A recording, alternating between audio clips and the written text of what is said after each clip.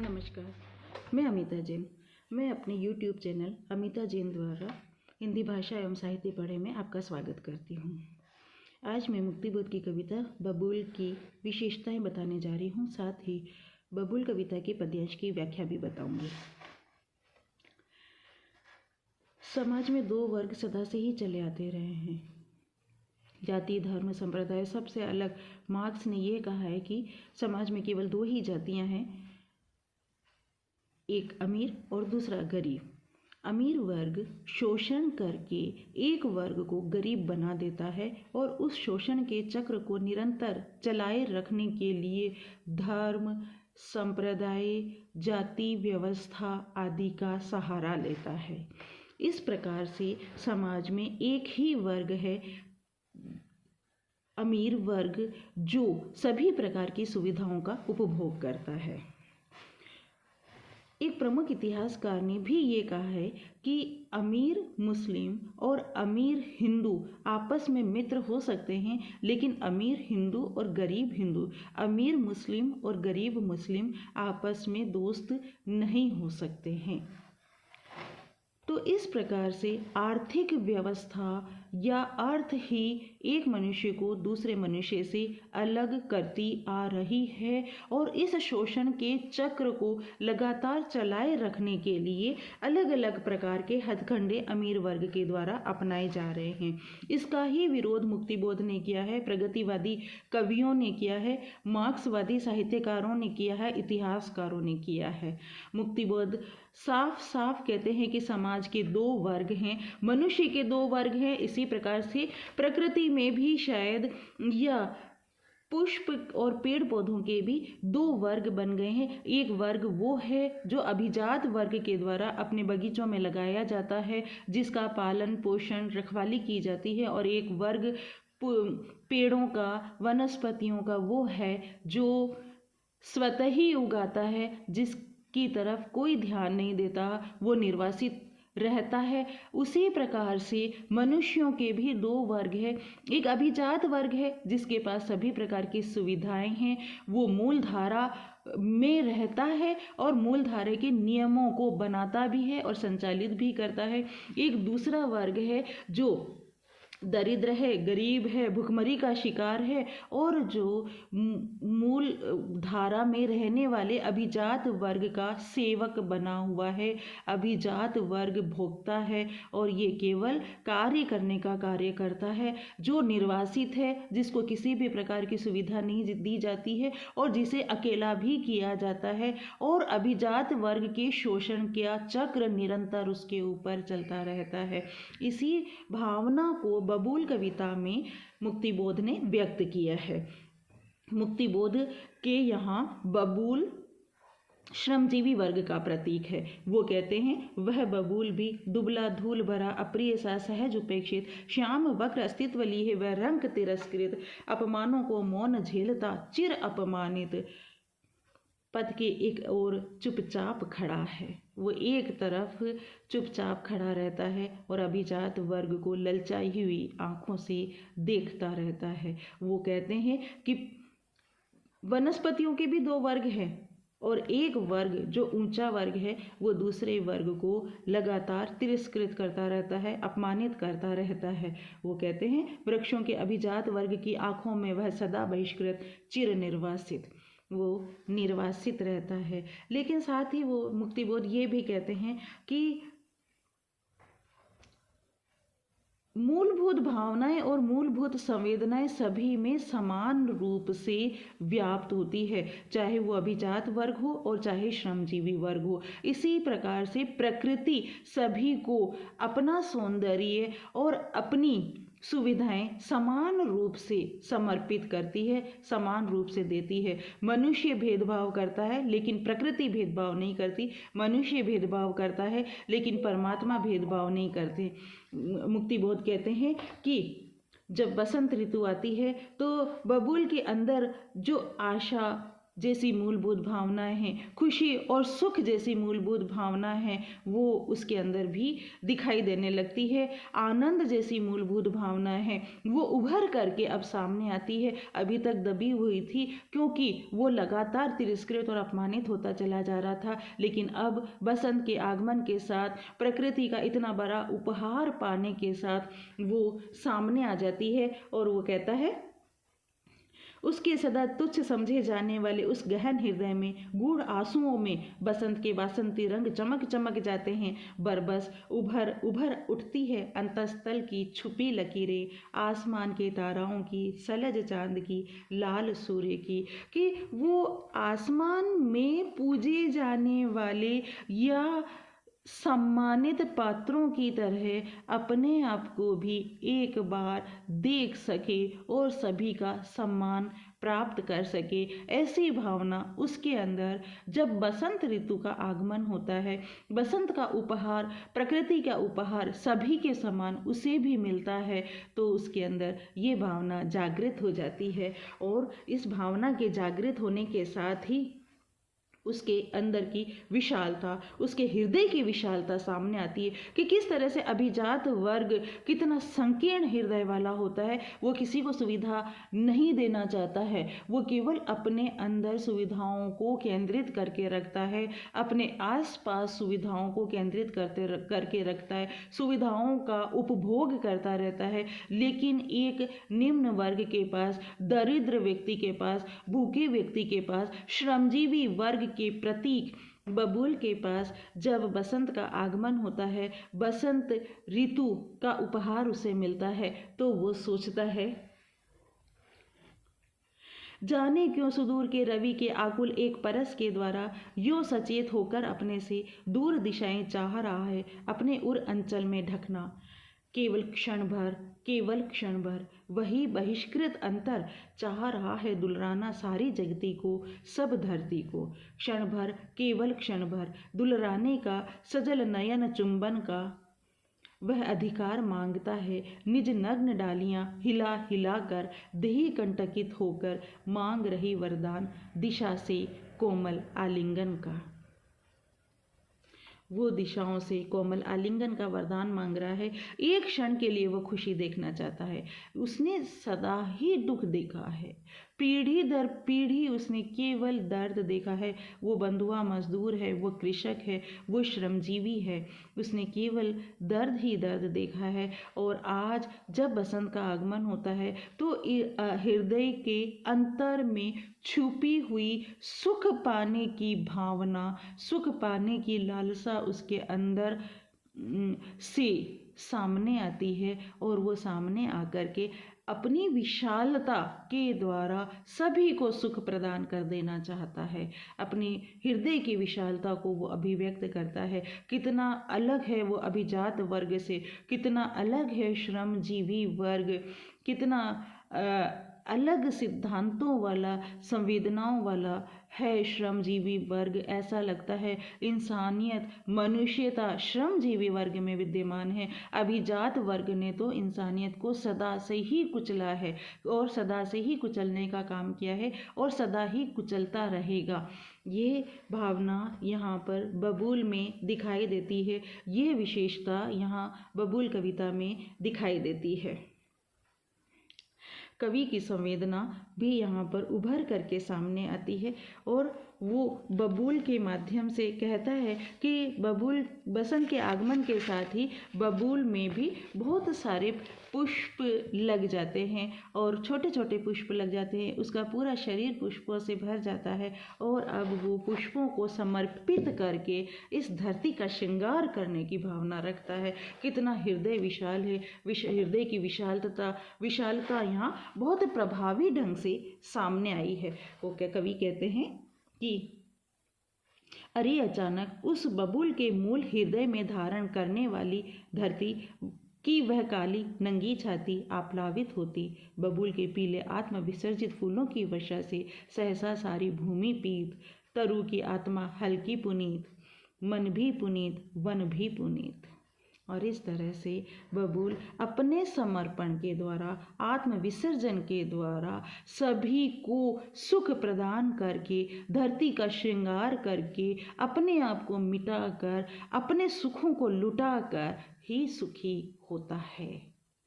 कवि तो यहाँ तक कहते हैं कि बड़े बड़े युग दृष्टा हुए हैं, बड़े बड़े संत महात्मा हुए हैं, बुद्ध हुए हैं, महावीर हुए हैं, राम हुए हैं, लेकिन उन्होंने अपना उतना विसर्जन नहीं किया, अपने आप को उतना नहीं मिटाया जितना इस श्रमजीवी वर्ग ने मिटा दिया है। और वो तो यहाँ तक कहते हैं, युगानुयुग संतप्त प्रपीड़ित जनता की महानता के वे ऊंचे ऊंचे चित्र उभर कर छा जाते मेरी आंखों में, जिनके सम्मुख देश काल व्यापी छाया सिद्धार्थ बुद्ध की भी फीकी लगती है सचमुच।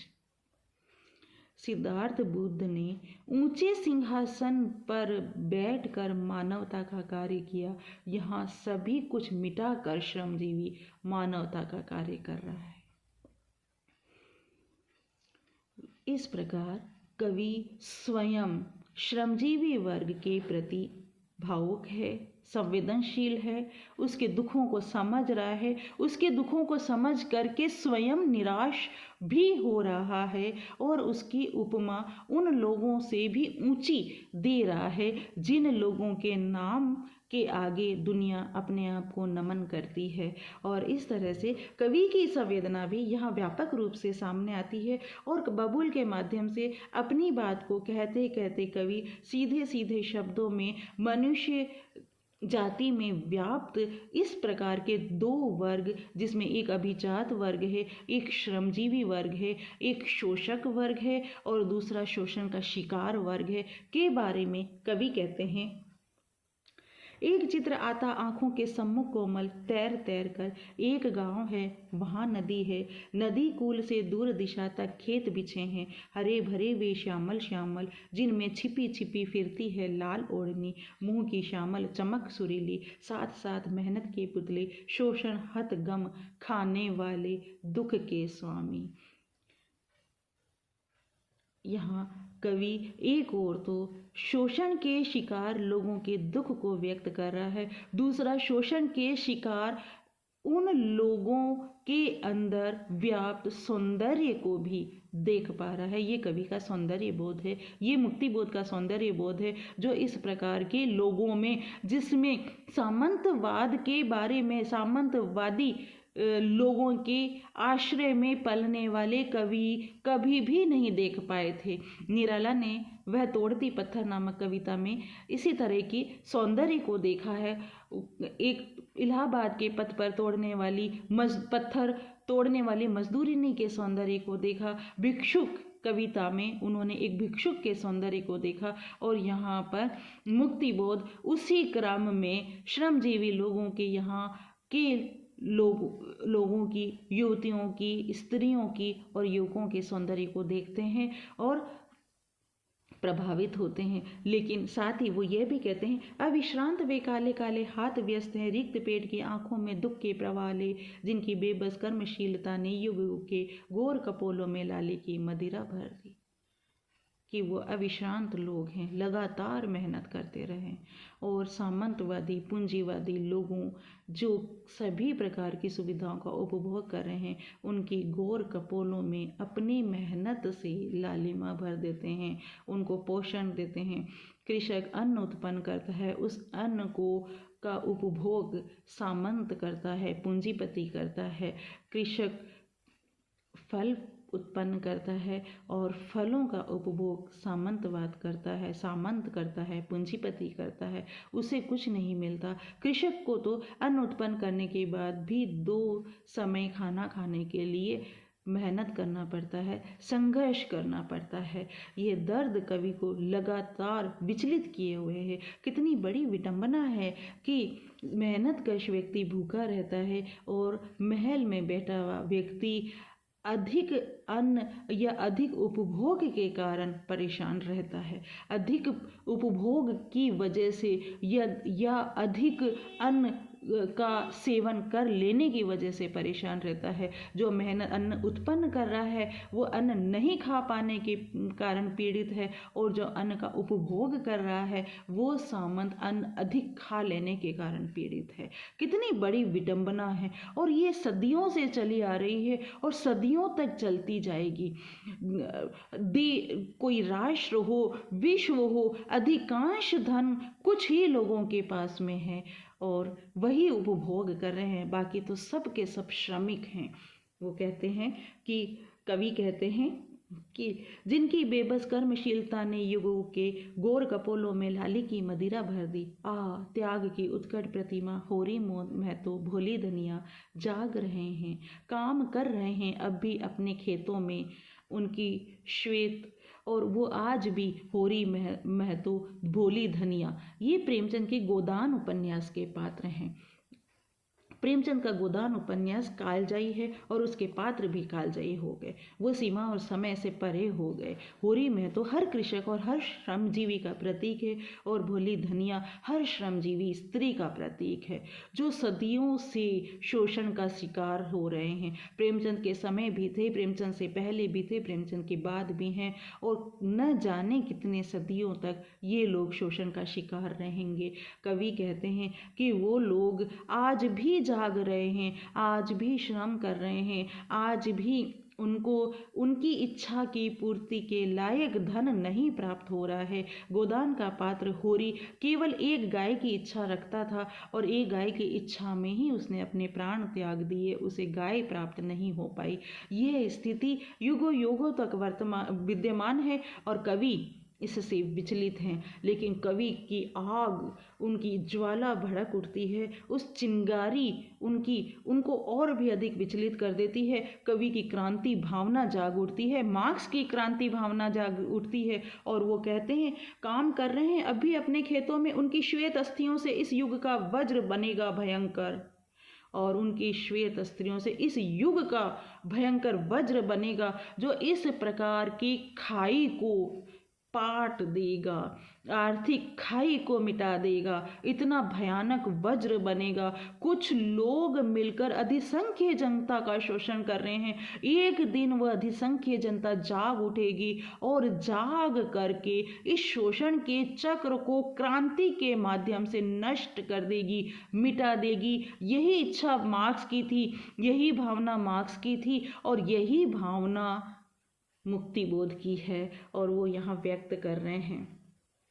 और इस तरह से मुक्तिबोध ने बबूल कविता के माध्यम से समाज में व्याप्त दो वर्ग और उसमें श्रमजीवी वर्ग के कष्टों को व्यक्त किया है। लंबी कविता में लंबे लंबे वाक्य हैं, छंद मुक्त कविता है, लेकिन यहाँ पर ध्वन्यात्मकता, लयात्मकता और तुकबंदी व्याप्त है। अलंकार यहाँ पर उपमा है, रूपक है, उत्प्रेक्ष अलंकार दिखाई देता है, काव्यलिंग अलंकार दिखाई देता है। इसके अलावा प्रतीकात्मकता पूरी कविता में व्याप्त है। शीर्षक भी प्रतीकात्मकता को लिया हुआ है। प्रतीक है बबूल श्रमजीवी का। दृश्य बिंब इस कविता में सर्वत्र व्याप्त है। ऐतिहासिक बिंब भी यहाँ दिखाई देता है। प्रेमचंद की गोदान उपन्यास के पात्र यहाँ पर प्रत्यक्ष होते हुए दिखाई देते हैं। इस तरह से बबूल कविता मुक्तिबोध की महत्वपूर्ण कविता है, और इस कविता में मुक्तिबोध की अपनी संवेदना, अपना चिंतन व्यक्त हुआ है, और वो चिंतन उनका मार्क्सवादी है, समाजवादी है, उनका चिंतन प्रगतिवादी है। अब हम बबूल कविता के पद्यांश की व्याख्या पढ़ने जा रहे हैं।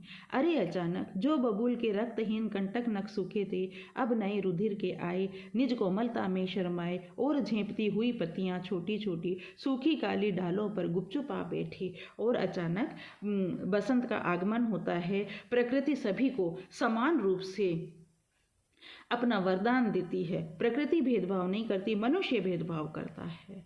प्रकृति का पर अधिकार सभी का समान रूप से है। सूर्य की किरणों पर सभी का अधिकार है, चंद्र की शीतलता पर सभी का अधिकार है, बसंत की खूबसूरती पर सभी का अधिकार है, और बबूल पर भी वो खूबसूरती हावी हो जाती है, प्रभावी हो जाती है। उसके कंटक जो सूखे हुए थे अब उनमें नया रुधिर बहना लगता है, नए नए कोमल कोमल कंटक आते हैं। निज कोमलता में शर्माए और झेंपती हुई पत्तियां छोटी छोटी सूखी काली डालों पर गुपचुपा बैठी। बबूल ने कभी सुख नहीं देखा, तो अब नए नए कंटक आ रहे हैं तो वो शर्मा रहा है, एक नवोढ़ा स्त्री की भांति शर्मा रहा है, और छोटी छोटी काली काली उसकी डालियों पर छोटी छोटी पत्तियां आ जाती है। और इस तरह से बबूल का भी यौवन यहाँ पर बसंत के आगमन के साथ ही दिखाई देने लगता है। सूखा हो खुरदरा तन वे काली डाली, जो मेहनत के धूल भरे कर काली टांगे,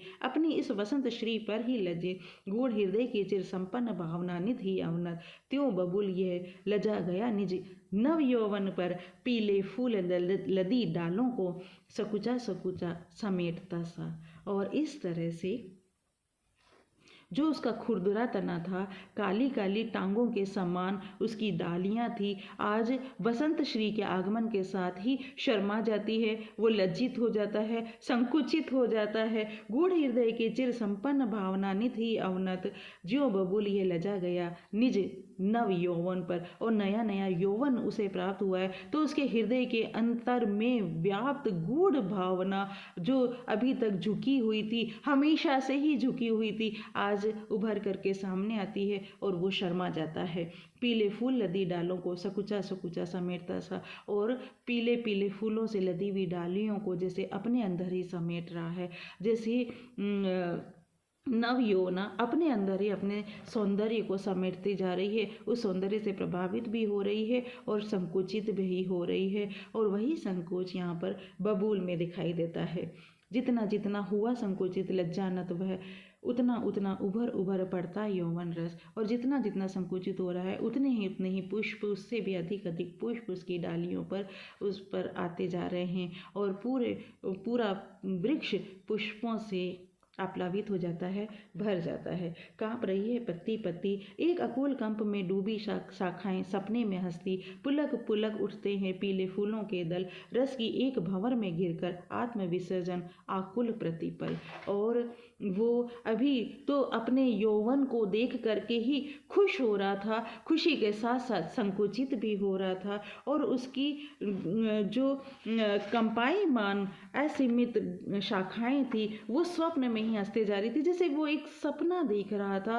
वो तो हमेशा से ही निर्वासित रहा है, हमेशा से ही अपमानित रहा है, आज जैसे उसको प्रकृति के द्वारा सौंदर्य भी मिला है, यौवन भी मिला है, और एक तरह से सम्मान भी मिला है। सभी को समान रूप से प्रकृति ने अपना स्व देकर जैसे बबूल को सम्मानित किया है। और पुलक पुलक उठते हैं पीले फूलों के दल, रस की एक भंवर में घिरकर आत्म विसर्जन आकुल प्रतिबल, और उसके पीले पीले फूलों के दल पुलक उठते हैं, खुश होते हैं, आनंदित हो रहे हैं, और रस की भंवर में गिर करके वो अब आत्म विसर्जन करना चाह रहा है, अपने आप को, अपनी खुशियों को औरों को बांट देना चाह रहा है, जनता को खुशी देना चाह रहा है। जो पीड़ित जनता है, पीड़ित जीव मात्र है, सृष्टि मात्र है, उस सब में एक आनंद का संचार करना चाह रहा है, अपने आनंद का प्रसार करना चाह रहा है, अपने आनंद का प्रसार अपने विसर्जन के द्वारा करना चाह रहा है। अरे अचानक उस बबूल के मूल हृदय में धारण करने वाली धरती की वह काली नंगी छाती आप्लावित होती बबूल के पीले आत्म विसर्जित फूलों की वर्षा से, कि अचानक ही बबूल के ऊपर लगे हुए ढेर सारे पुष्प उसकी काली नंगी छाती आप्लावित होती, पुष्पों से भर जाती है। काले काले तनों पर पुष्प ही पुष्प दिखाई देने लगते हैं बबूल के पीले आत्मविसर्जित फूलों की वर्षा से, और आत्मविसर्जित पुष्प की वर्षा से उसकी छाती पूरी तरह से आप्लावित हो जाती है और भर जाती है। चारों तरफ पुष्प ही पुष्प दिखाई देने लगते हैं। सहसा सारी भूमि पीत तरु की आत्मा हल्की पुनीत, और जैसे ही वो अपने पुष्पों का विसर्जन करता है, धरती पर वो सारे पुष्प गिर जाते हैं। धरा पीले रंग की दिखाई देने लगती है। पीला वस्त्र जैसे धरा पर बबूल की पुष्पों के रूप में आच्छादित हो जाता है, और तरु की आत्मा हल्की पुनीत, और इस तरह से वृक्ष की आत्मा और भी अधिक हल्की हो जाती है, पवित्र हो जाती है। किसी भी प्रकार का भार अब उसमें नहीं है। अब ये दर्द भी नहीं है कि उसे कुछ नहीं मिला, क्योंकि प्रकृति ने उसे दिया, और अब उसने अपने आप को विसर्जित करके अपने आनंद का प्रसार करके स्वयं को ही हल्का महसूस कर रहा है। स्वयं को ही उसने इतना उदात्त बना दिया है कि उस उदात्तता में वो खुश हो रहा है, आनंदित हो रहा है। मन भी पुनीत, वन भी पुनीत, और इस तरह से उसका मन भी पवित्र हो जाता है, आनंदित हो जाता है, और वन भी पुनीत हो जाता है, आनंदित हो जाता है, पवित्र हो जाता है। इस तरह प्रस्तुत पद्यांश में कवि ने, मुक्तिबोध ने बबूल वृक्ष के आत्मविसर्जन के साथ ही श्रमजीवी वर्ग, जो अभिजात वर्ग के शोषण का शिकार रहा है, में उच्च मानवता या उदात्तता को दिखाया है। बिंबात्मकता यहाँ पर व्याप्त है। दृश्य बिंब सर्वत्र दिखाई देता है। छंद मुक्त है, लेकिन तुकबंदी और लयात्मकता सर्वत्र व्याप्त है। इस तरह से बबूल कविता के माध्यम से मुक्तिबोध ने समाज में व्याप्त दो वर्ग, अभिजात वर्ग और श्रमजीवी वर्ग के प्रति अपनी संवेदना को अभिव्यक्त किया है। धन्यवाद।